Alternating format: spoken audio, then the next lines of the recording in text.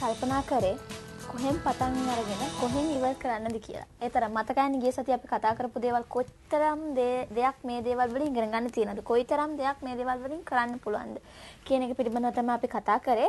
මේ පුංචි දේවල් වලට කොතරම් දේවල් කරන්න පුළුවන්ද? ඉතින් පරිගණකය හා සම්බන්ධ වෙන දේවල් පිළිබඳව කතා කරා. ඉතින් අද දවසේදීත් අපේ කතිකාචාර්යතුමා මොනවා කතා කරන්න හිතාගෙන ඉන්නවද නැහැ, මොනවා අපිට කියලා දෙන්න සූදානම්ින් ඉන්නවද දන්නේ නැහැ. නමුත් ඔබට වැදගත් වෙන ඔබගේ දැනුමට අලුතෙන් එකතු කරගන්න පුළුවන් තොරතුරු රාශියක් අරගෙන තමයි අපි ඇවිල්ලා තියෙන්නේ. ඔයගොල්ලෝ මේව දකින්නකොටමත් හිතනවා ඇති අද දවසේදී අපි බොහොමයක් දේවල් කතා කරන්න සූදානම්ින් ඉන්නවා කියලා.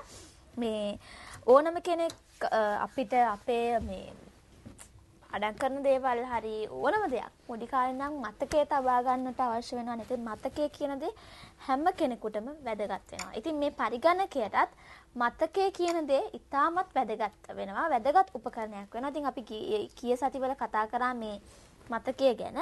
නමුත් මේ ගිය සතිය කිව්වා වගේම අපිට මේ දේවල් ගැන අපි ඉගෙන ගත්තේ ඉතාමත් පුංචි දෙයක්. මේ දේවල් ගැන ඉගෙන ගන්න තවත් බොහොමයක් දේවල් තියෙනවා කියලා ඔබ හොඳාකාරව දන්නවා ඇති.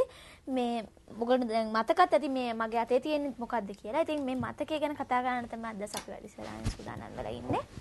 අද අපිත් එක්ක සුපුරුදු විදියටම සම්බන්ධ වෙනවා කොළඹ විශ්වවිද්‍යාලයේ පරිගණක අධ්‍යයන ආයතනයේ ජ්‍යෙෂ්ඨ කතිකාචාර්ය නන්දිසාර මහතා. අපි තාමත් ආදරෙන් ඔබතුමාව පිළිගන්නවා. ඉතින් අද දවසේදී අපි බොහොමයක් දේවල් කතා කරන්න සූදානම්ින් ඉන්නවා. ඒ වගේම ඔබට මේ රූපරාමු ඔස්සේ මේ ඒ දේවල් ගැන කියලා දෙන්නට ඒ මතකයේ ඉතිහාසය මතකයේ කොටස් තියෙනවා. ඒවා ඉතිහාසයට යන්න මේ වගේ ගොඩක් දේවල් ගැන කතා කරන්න සූදානම්ින් ඉන්නවා. එහෙම නේද? ඔව්. අපි එහෙනම් අපි ආරම්භ කරමු මේ දේවල් ගැන කතා කරන්නට.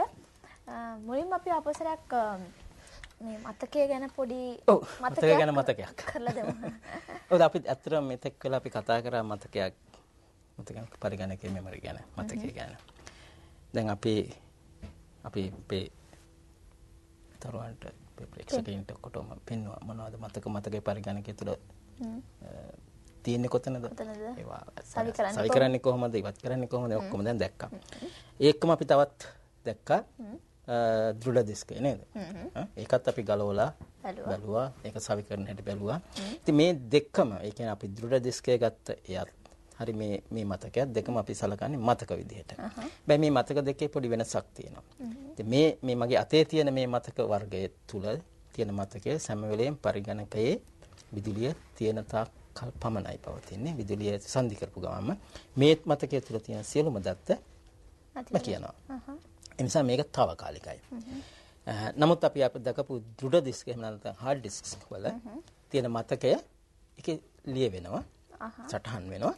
ඒක පරිගණක විදුලිය සංදි කළත් නැවත අපිට පරිගණක විදුලිය ලබා දෙන මොහොතේම අපිට ඒවා නැවත ලබා ගන්න පුළුවන්. මම ඔබතුමාගේ මේ පොඩි උදාහරණයක් විදිහට කොහොමද අපිට මතකන මේ විදුලිය විසන්ධි කරාම කොහොම මොන වගේ මතකයන්ද මේකේ? අපි තුන් මම අර කලින් කිව්වනේ සංඛ්‍යා දෙකක් මතක තියාගන්න කියලා 65යි 75යි.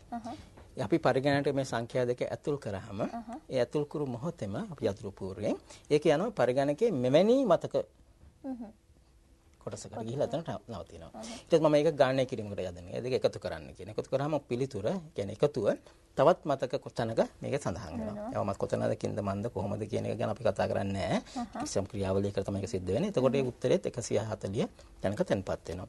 දැන් විදුලිය විසන්ධි කරනවා. අර 65 75 140 නැකිලා යනවා. ඒ කියන්නේ අපිට නැවත වතාවක් අර 65 75න් අපි හිතමු 75න් 65ක් අඩු කරන්න කියන්නේ කිව්වට වඩා මොකද 65 සහ 75 කියන දත්ත දෙක මතකයෙන් නැකී ගිහිල්ලා. නමුත් ඒ සංඛ්‍යා අපිට දෘಢ දිස්කයක ලිව්වොත් අපිට නැවත වතාවක් ඒ දත්ත භාවිත කරන්න පුළුවන්. ඒ නිසා මේ මතක දෙක අපි නම් දෙකකින් සටහන් කරනවා. මේකට අපි කියනවා ප්‍රයිමරි මතකය, අරකට කියනවා සෙකන්ඩරි මතකය. ප්‍රාථමික මතකය සහ ද්විතීය මතකය. අපි අද ප්‍රාථමික මතකය ගැන වැඩි කතා කරන්නේ නැහැ අද. අපි අද කතා කරන්නේ ඊට වඩා වැදගත් වෙන.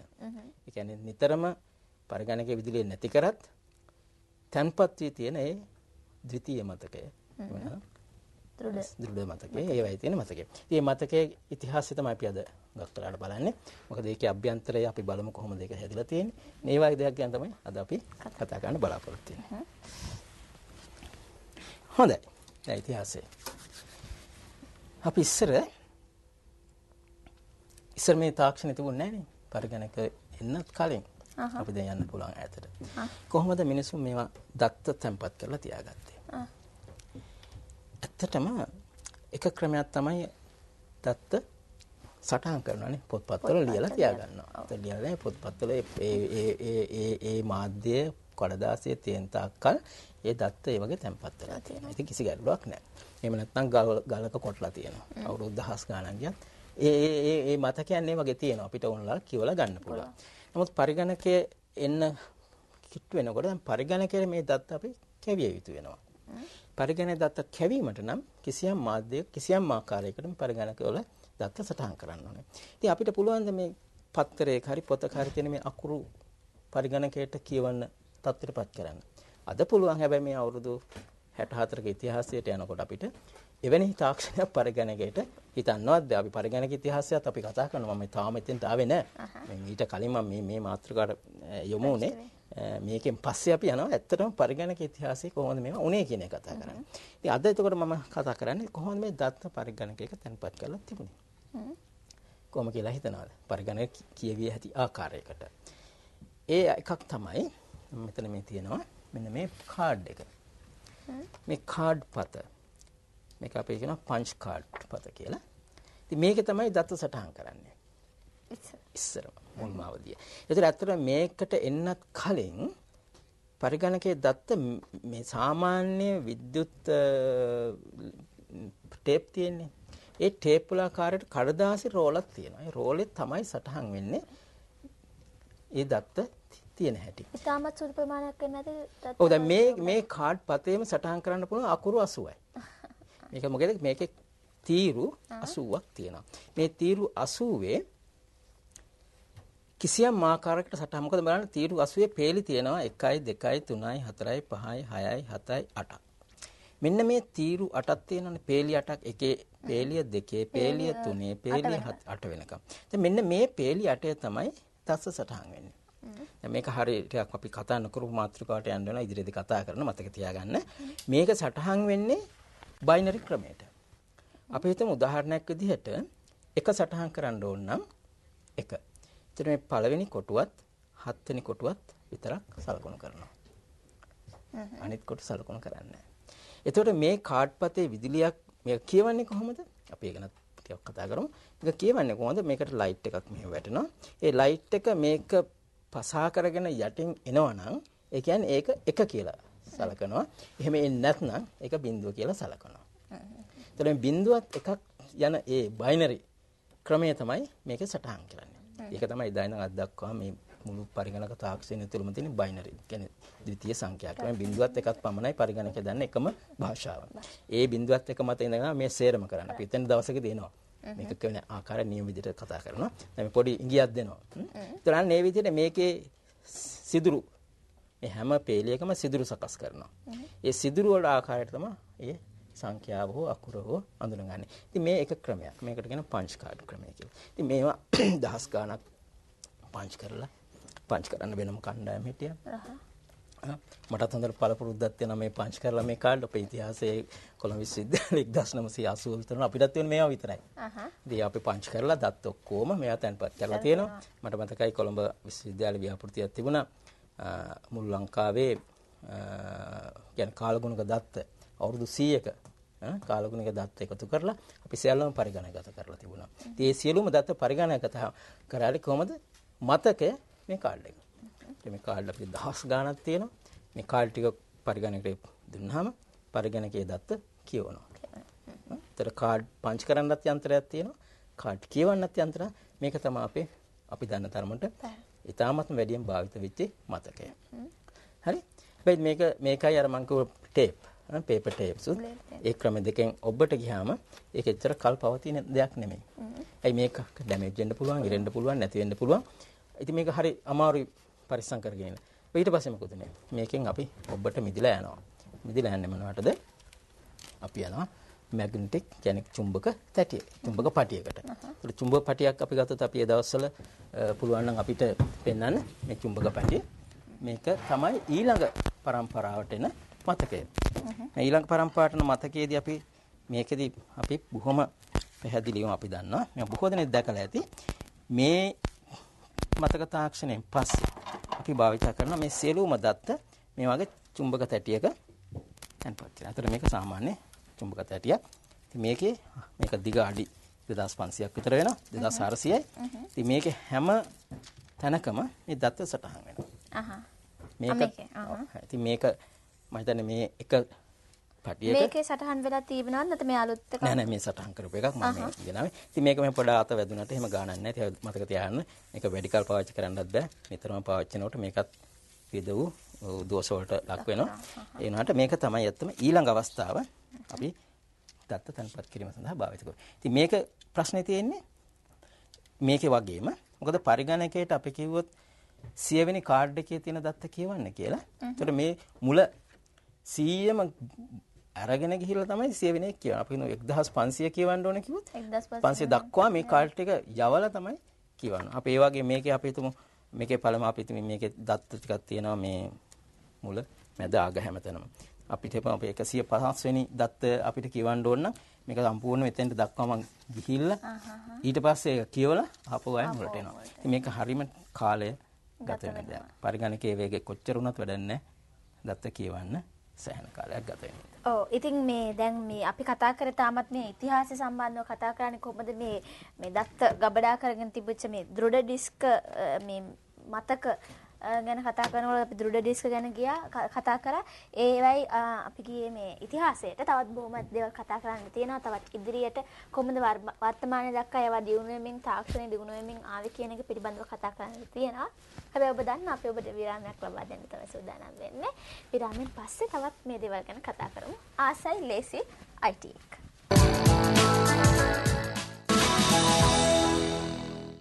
හිටියේ විරාමයට කලින් මේ දෘඩ ඩිස්ක් වල ඉතිහාසය ගැන. ඉතින් මේ අපි ටිකෙන් ටික කතා කරගෙන යනවා කොහොමද ඉස්සර කොහොමද මේ දත්ත ගබඩා කරලා තිබුණේ කොහොමද වර්තමානයේ වෙනකොට මේවා වෙනස් වෙමින් යන්නේ කියන එක පිළිබඳව ඔබතුමාත් සමග මේ අපි දැන් අන්තිමට කතා කරේ මෙන්න මේ මැග්නටික් ටේප්ස් කියලා තමයි කියන්නේ. පටි කියලා කියන්නේ.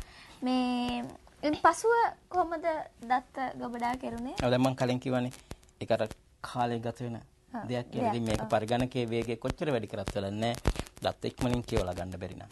දත් ඉක්මනින් තැන්පත් කරන්න බැරි නම්. අන්නේ හේතුව නිසා විද්‍යාඥයෝ හොයන්න පටන් ගත්තා කොහොමද මේකේ වේගය වැඩි කරගන්න ක්‍රමය. ඒක සඳහා ඇත්තටම ඊළඟට දැන් අර මේ ක්‍රමය ගැන අපි කතා කරත් මට කියන්න අමතකුණා. දැන් මේක අඩි 2400ක් දිග මැග්නටික් පටියක්නේ. නමුත් මේවා භාවිත කරේ මහා පරිමාණයේ පරිගණක යන්ත්‍රවල විතරයි. හැබැයි කුඩා පරිමාණයේ පරිගණක යන්ත්‍රات ආවනේ මේ කාලේ එනකොට.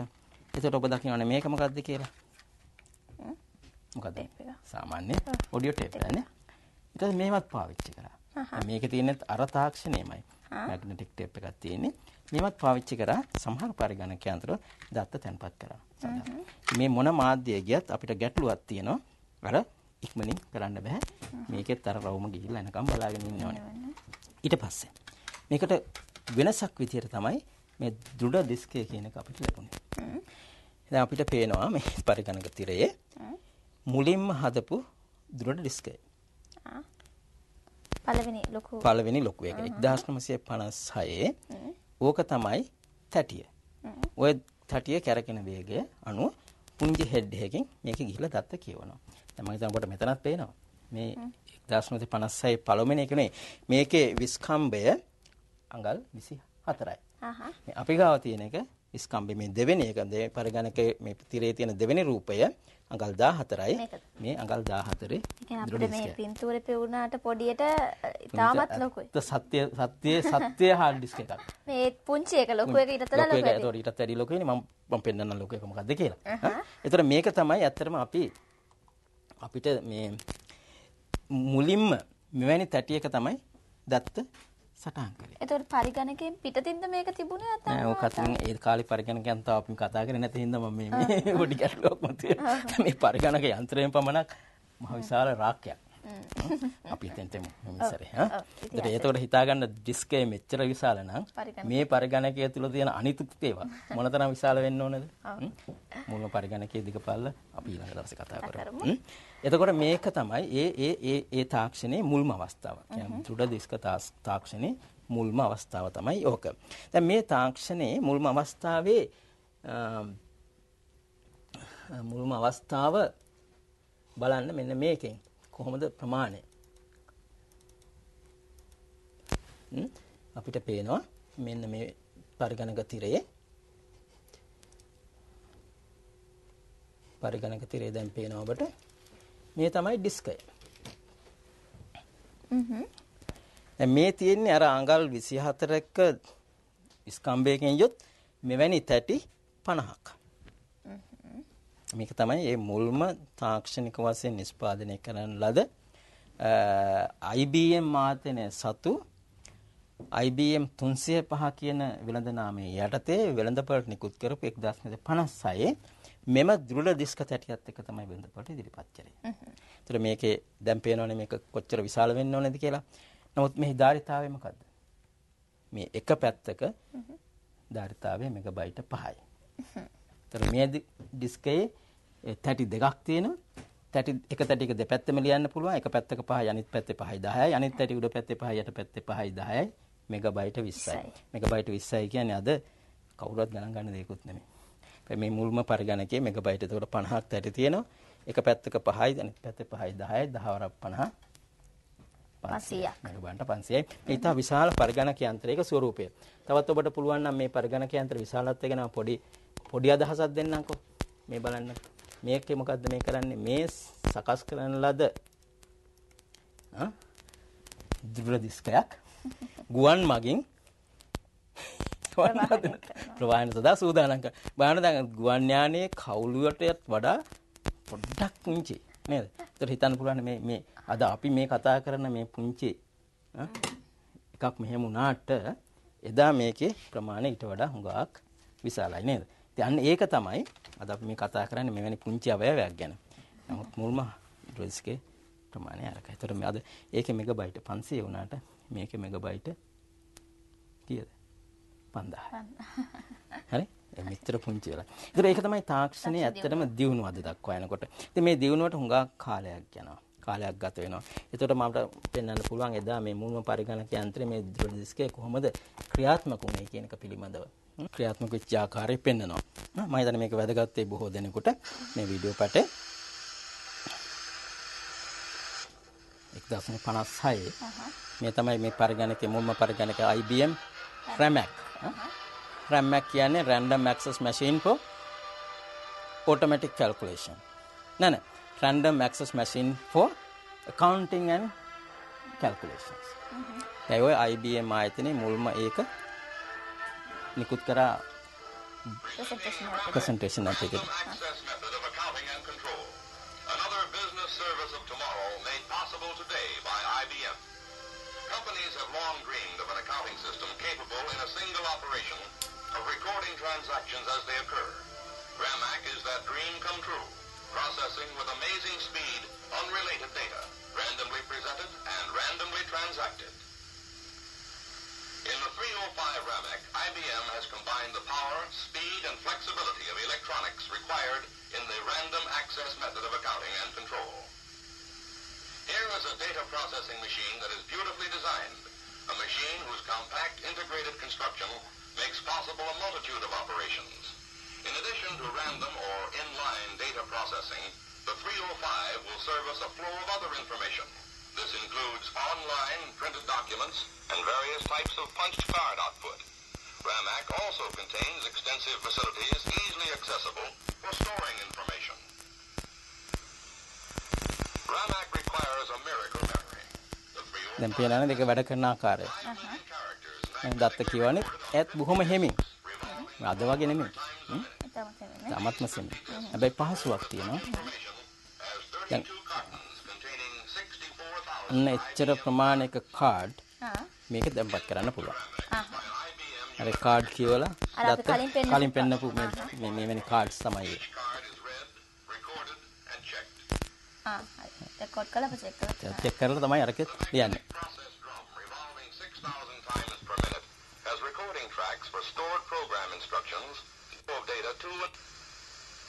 The address register pin all these components that we have just seen are housed within the pin directly from RAM.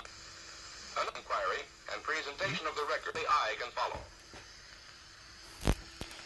දැන් මේකෙන් මේ පෙන්වුවේ අපි ඒ මුල්ම දුරදිස්කත සහිත පරිගණකයේ ක්‍රියාත්මක කරන ආකාරය. ඒත් එතනදී අපි ඇත්තටම පෙන්වන්නේ අර දුරදිස්කයට මේ දත්ත කියවන හැටි, සහායක තැන්පත් කරන හැටි සහ ඒ ක්‍රියාවලිය සිටින්. එතකොට ඒක තමයි මේ මුල්ම අවස්ථාව. ඉතින් එදා සිට අද දක්වා හුඟක් වෙනස්කම් වලා තියෙන අපි තව කතා කරන්න දේවල් නම් තියෙනවා. මම හිතන්නේ කාල වේලාව අපිට හරස් වෙන්නේ නැති. එතකොට අපි බලමු ඊළඟට මොකද්ද මේකේ ඊළඟ අවස්ථාව ඊළඟ වර්ධනය. සිලින්කෝ ලයිෆ් රක්ෂණ තිලිනේ සෞභාග්‍ය සිලින්කෝ ලයිෆ් ඉතින් කතා කරමු අනිවාර්යයෙන්ම. ඉතින් අද දවසේ ඔබ දැනගන්න ඇති කොහොමද අපි ගොඩක් කතා කරේ මේ දෘඩ ඩිස්ක් එහෙම නැත්නම් මතක මෙමරි කියලා කියන්නේ අපි ඒකේ ඉතිහාස සම්බන්ධව කොහොමද මේ මතකයන් ගබඩා කරගෙන වර්තමාන දක්වා කොච්චර දියුණු තාක්ෂණයකට ඇවිල්ලා තියෙනවද කියන එක පිළිබඳව තවත් කතා කරන්නට බොහෝ දේවල් තියෙනවා. ඒ වගේම ඔබට මේ පිළිබඳව යම්කිසි ගැටලුවක් තියෙනවා නම් ඔබට මේ ගැන දැනගන්නට යම්කිසි දෙයක් තියෙනවා නම් ඔබට පුළුවන් ලියන්නට අපිට ඒ ගැටලු මොනවද කියලා කියන්න. ඔබට කරන්න තියෙන්නේ අපේ වෙබ් අඩවියට පිවිසෙන්න www.rupawahini.lk කියන වෙබ් අඩවියට ගිහිල්ලා ඔබේ ගැටලුව ඉදිරිපත් කරන්න පුළුවන්. ඒවට පිළිතුරු ලබා දෙන්න අපි සූදානම්ින් තමයි ඉන්නේ. ඉතින් ඒ මතක් කිරීමත් සමගම අද දවසට ඔබගෙන් සමු යනවා. ඔබතුමාලට බෙහෙවින්ම ස්තුතියි. ඔබතුමා කෝ වගේම අපි ඉදිරි සතියේකදී තවත් මේ දේවල් ගැන තවත් ඉදිරි පියවරක් තබන්නට සූදානම්. තවත් දෙයක් ගැන ඔබට දැනුම අරගෙන එන්න සූදානම්. එහෙනම් අද දවසට ගිහින් එන්න. ලබන සතියේත් සුපුරුදු වෙලාවටම ඔබ හමු වෙන්න එන්නම්. ආසයි ලේසි IT සමග.